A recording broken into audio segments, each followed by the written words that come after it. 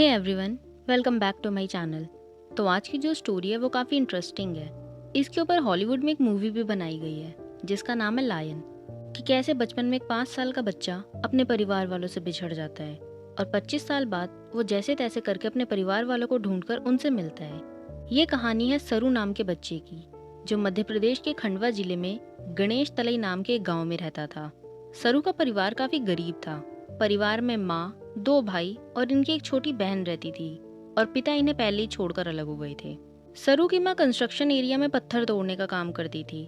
गरीब होने के बावजूद इन सबकी जिंदगी ठीक चल रही थी, लेकिन एक दिन इनकी जिंदगी में ऐसा भूकंप आता है जिसने सब कुछ बदल दिया। ना तो घर में खुशी रही और ना ही बच्चे।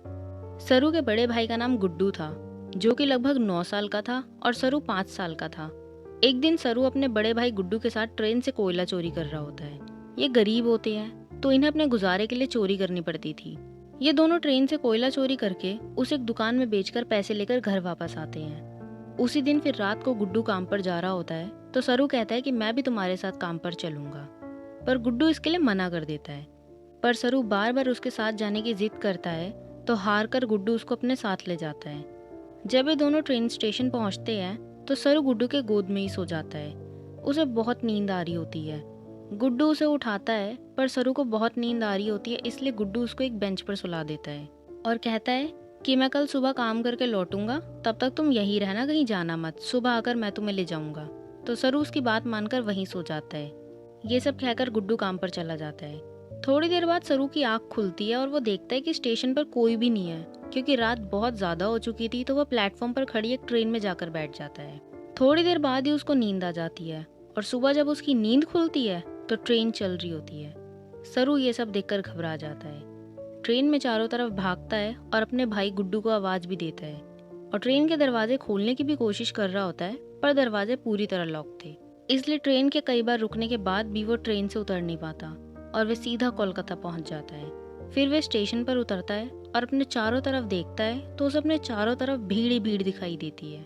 वे टिकट काउंटर पर जाता है और कहता है कि मुझे अपने घर जाना है, पर यहाँ पर सब बंगाली लैंग्वेज बोल रहे होते हैं। तो सरू किसी की बात नहीं समझ पाता और हार कर वहीं स्टेशन पर अपने जैसे बच्चों को बैठा देखकर उनके साथ जाकर बैठ जाता है और सो जाता है। कुछ देर बाद वहाँ पर कुछ लोग आते हैं जो इन बच्चों को जबरदस्ती उठाकर अपने साथ ले जा रहे होते हैं। आपको पता ही है ऐसे लोग इन बच्चों के साथ क्या करते हैं।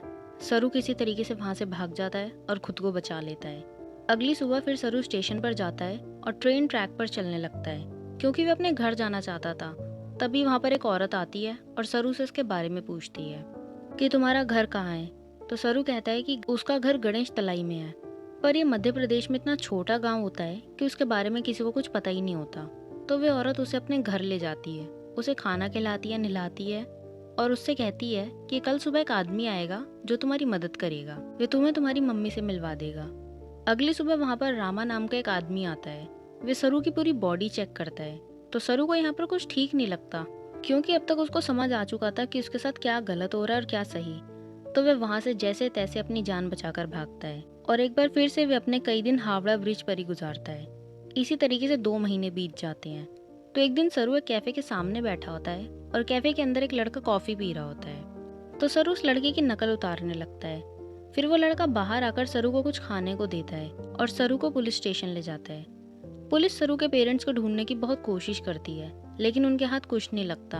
सरू भी इतना छोटा होता है कि इसको भी कुछ ठीक से पता नहीं होता कि ये कहाँ से आया है, इसके गांव का नाम क्या था, माँ का नाम, पिता का नाम। और जब पुलिस के पास कोई इन्फॉर्मेशन नहीं थी तो वो सरू को एक अनाथ आश्रम में छोड़ आए। 3 महीने बाद एक ऑस्ट्रेलियन कपल मिस्टर जॉन और उनकी वाइफ सीयू सरू को अडॉप्ट करने के लिए आते हैं और उसको अपने साथ ऑस्ट्रेलिया ले जाते हैं। अब सरू का नया घर ऑस्ट्रेलिया में था। यहाँ उसे बहुत प्यार मिलता था। सरू के नए माँ बाप इसकी सारी ख्वाहिश को पूरा करते थे। सरू की यादों में अब सिर्फ कुछ ही चीजें थी, जो कि था रेलवे स्टेशन, जहाँ वो अपने भाई के साथ अक्सर जाया करता था, और उसी स्टेशन के आसपास मौजूद कुछ चीजें ही उसके दिमाग में थी। लेकिन धीरे धीरे यादें भी मिटती चली जाती हैं और वह अपने नए माँ बाप के साथ घुल मिल जाता है। अब वो बड़ा हो जाता है। साल 2009 में सरू ग्रेजुएशन कंप्लीट करता है और अपने पिता की कंपनी में काम करता है। एक दिन अचानक उसके दिमाग में आता है कि काश उसका उसके असली माँ बाप के बारे में पता होता और अपना घर पता होता।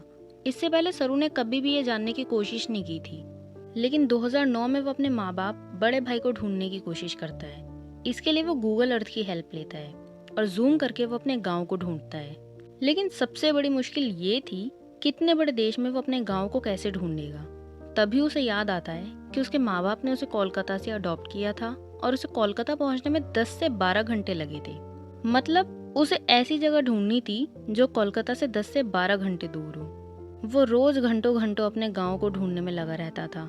लेकिन ऐसे करते करते 3 साल बीत गए, पर सरू ने अपनी मेहनत जारी रखी। ऐसे ही एक दिन जब वो अलग अलग इलाकों के बारे में सर्च कर रहा होता है तो उसे बुरहानपुर के बारे में पता चलता है।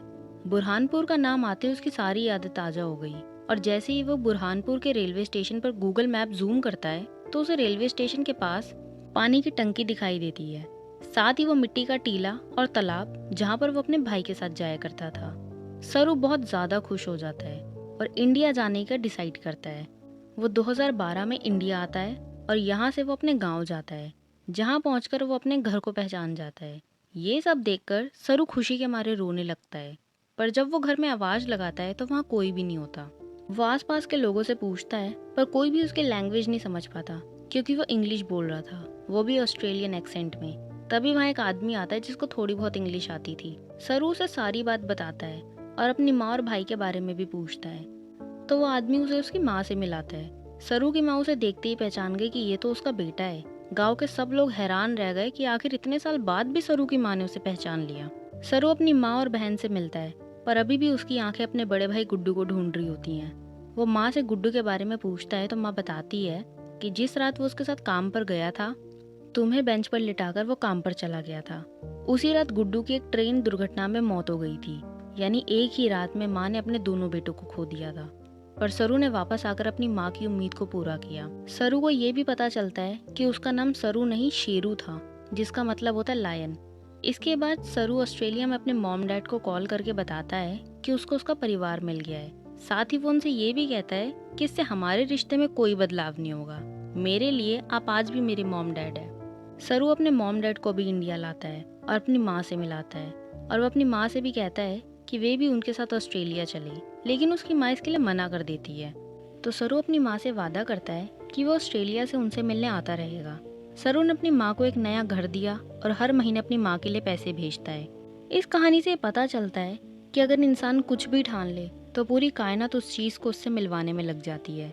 इसी तरह सरू ने ठान लिया था कि वह अपने बचपन के रिश्तों को वापस ढूंढ कर रहेगा और उसने ढूंढ भी निकाला। सरू ने जन्म देने वाले और उसको पालने वाले माता पिता दोनों के प्रति आस्था रखी और विश्वास बनाकर ये साबित कर दिया कि संस्कार मजबूत हो और अच्छे हो तो मंजिल खुद ब खुद कदमों तले आ जाती है।